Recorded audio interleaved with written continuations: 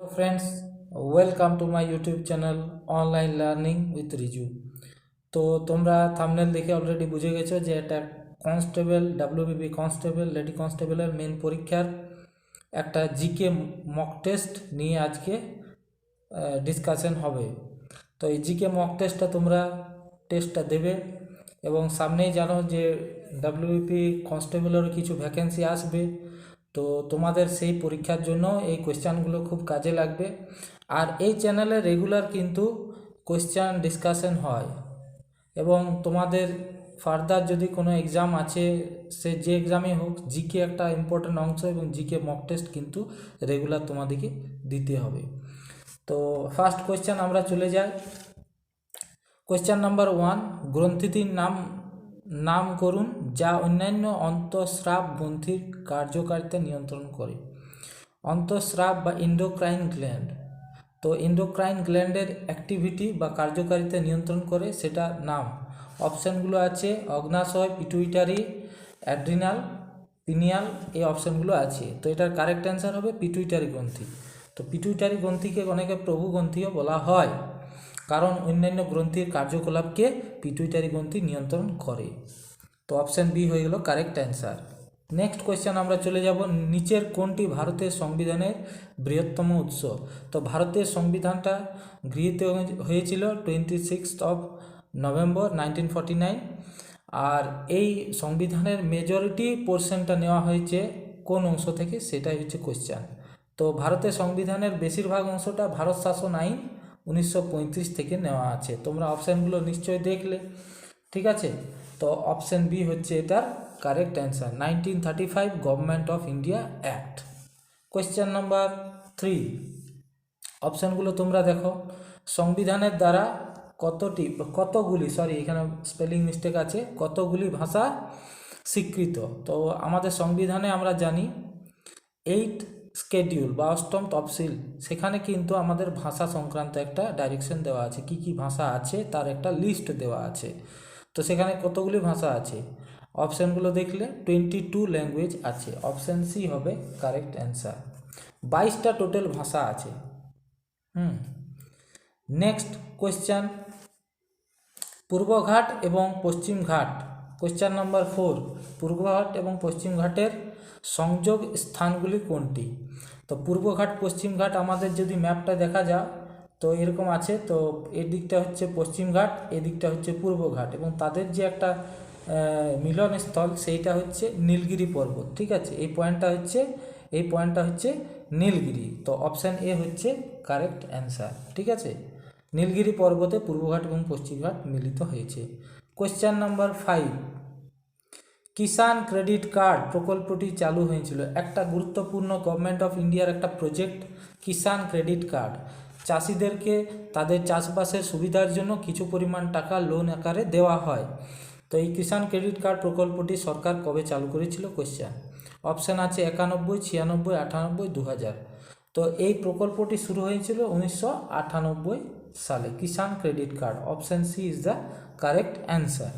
তোমাদের যদি ভিডিওটা ভালো লাগে তো ভিডিওটাতে লাইক করো এবং চ্যানেলটাতে নতুন আসলে অবশ্যই সাবস্ক্রাইব করে রাখো। পরবর্তী তোমরা অনেক ভালো ভালো মক টেস্টের ভিডিও পাবে, সামনে অন্য পরীক্ষা আছে, পরীক্ষাগুলো কাজে লাগবে।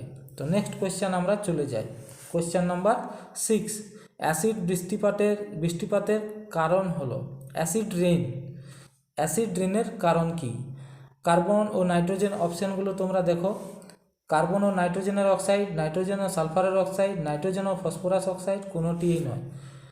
তো অ্যাকচুয়াল যেটা কজ অ্যাসিড রেইনের জন্য হচ্ছে সেটা হচ্ছে নাইট্রোজেন ডাইঅক্সাইড এবং সালফার ডাইঅক্সাইড। এই নাইট্রোজেন ডাইঅক্সাইড থেকে যে অ্যাসিডটা হয় সেটা হচ্ছে নাইট্রিক অ্যাসিড বা HNO3, এবং সালফার ডাইঅক্সাইড থেকে একটা অ্যাসিড হয় সেটা হচ্ছে H2SO4।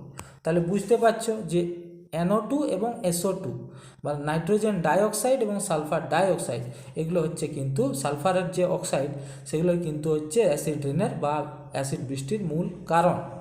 তো এটার কারেক্ট অ্যান্সার কোনটা হবে আবার বলে দিচ্ছি, এটার কারেক্ট অ্যান্সার হবে নাইট্রোজেন এবং সালফারের অক্সাইড, অপশান বি, ঠিক আছে। নেক্সট কোয়েশ্চেন আমরা চলে যাই, নিম্নলিখিত কোনটি একটি সংক্রামক রোগ?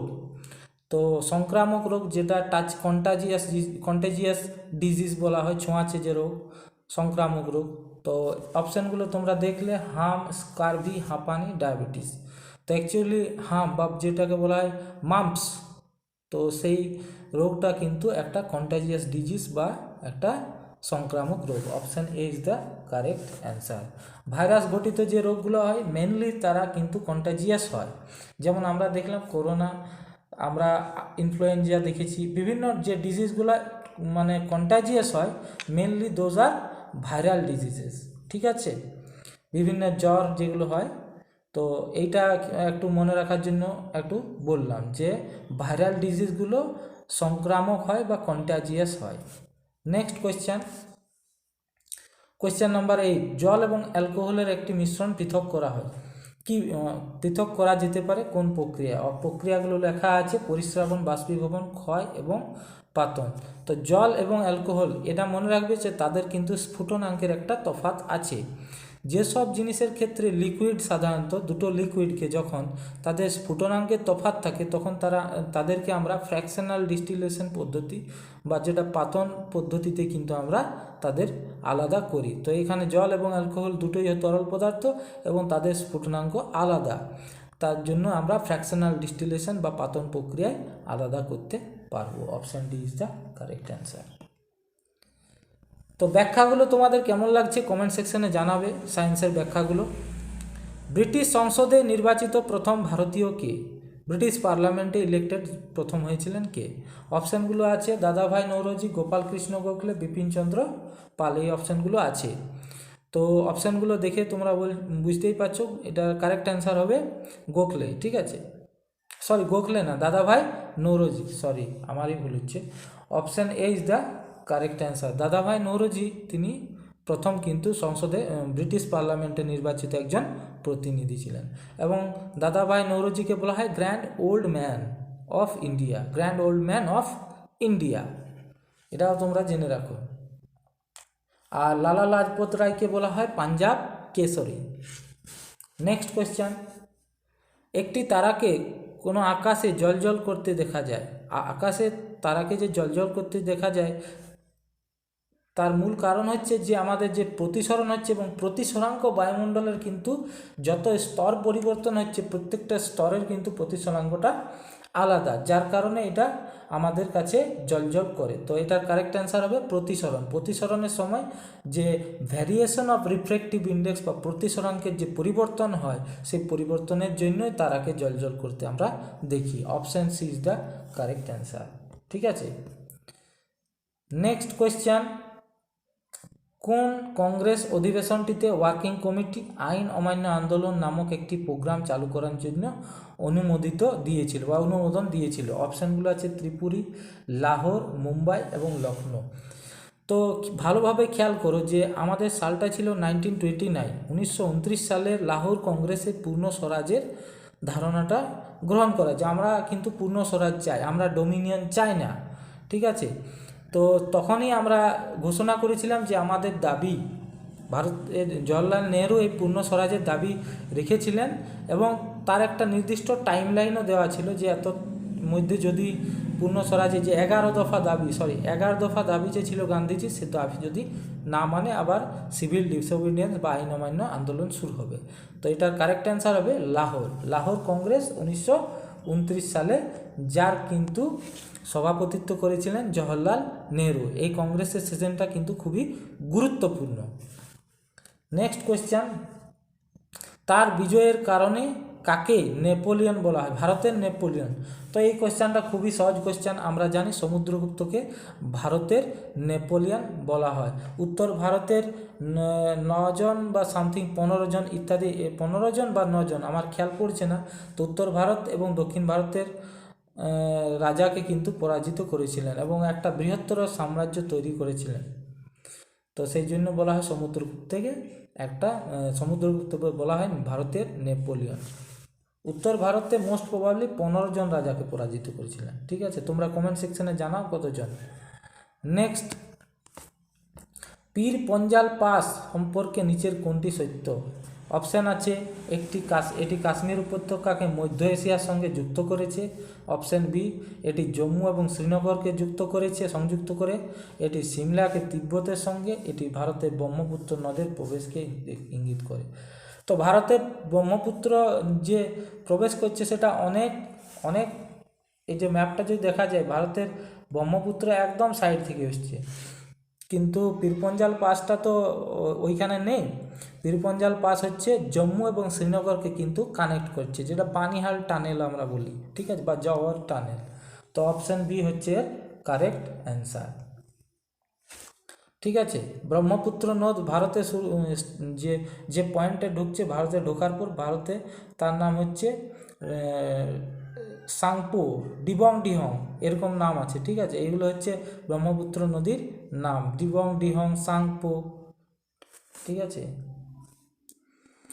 তো নিম্নলিখিত কোন এক জায়গায় মহাত্মা গান্ধী ভারতে তার সত্যাগ্রহ আন্দোলন শুরু করেছিলেন? তো ভারতের সত্যাগ্রহ আন্দোলন, ভারতে আসেন মহাত্মা গান্ধী 1915 সালে।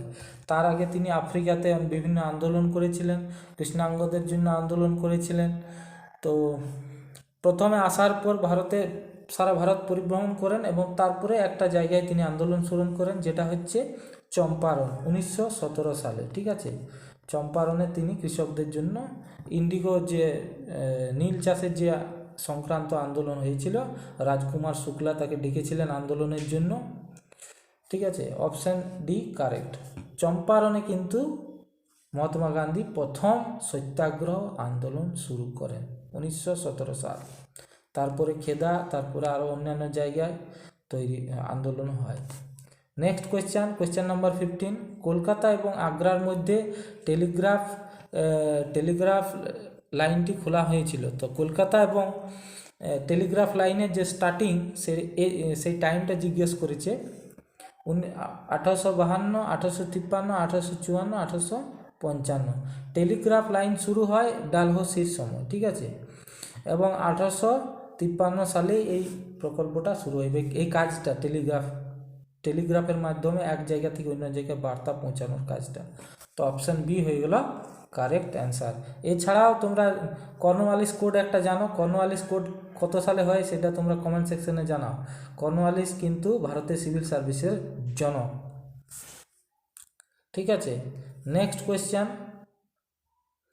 নিচের কোনটিতে প্রতি গ্রামে সর্বাধিক প্রোটিন থাকে?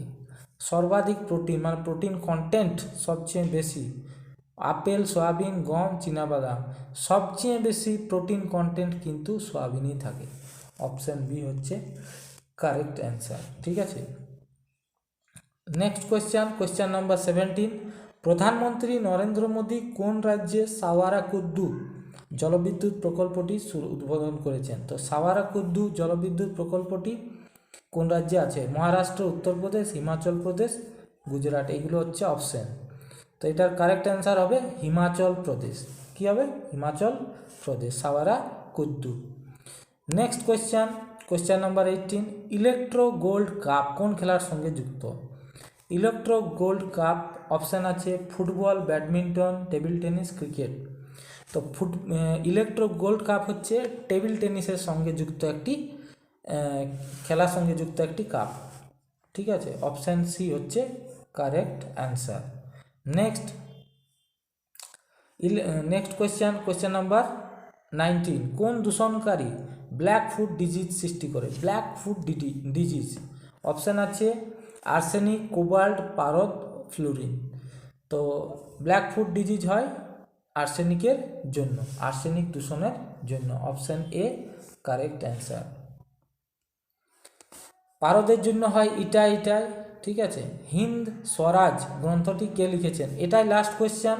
যারা ভিডিওটা দেখলে ভিডিওটা অবশ্যই লাইক করো এবং কমেন্ট সেকশনে জানাও তোমাদের কোনো কোয়েশ্চেন থাকলে, এবং পরবর্তীতে তোমরা কীরকম ভিডিও চাও সেটাও কিন্তু কমেন্ট সেকশনে জানাও, তাতে আমি উপকৃত হব। হিন্দ স্বরাজ গ্রন্থটি কে লিখেছিলেন? তো এইটা খুব সহজ কোয়েশ্চেন, মহাত্মা গান্ধী, তিনি হিন্দ স্বরাজ গ্রন্থটি লিখেছিলেন। Option D is the correct answer. তোমাদের কেমন লাগলো কোয়েশ্চেনের লেভেল কি বাড়াতে হবে সেটাও কিন্তু জানাও। ঠিক আছে, তো ডাব্লিউবিপি কনস্টেবলের সামনে ভ্যাকেন্সি বার হবে, তার জন্য কিন্তু আমি ক্লাস নেব, ম্যাথের ক্লাস ভাবছি স্টার্ট করব, এই জানুয়ারি মাস থেকে স্টার্ট করব। তো তোমরা চ্যানেলটা কিন্তু সাবস্ক্রাইব করো, বন্ধুদের সঙ্গে শেয়ার করো যে এরকম একটা ক্লাস স্টার্ট হবে, এবং তোমরা এখান থেকে কতটা উপকৃত হচ্ছ সেটাও আমাকে জানাও। Thanks for watching.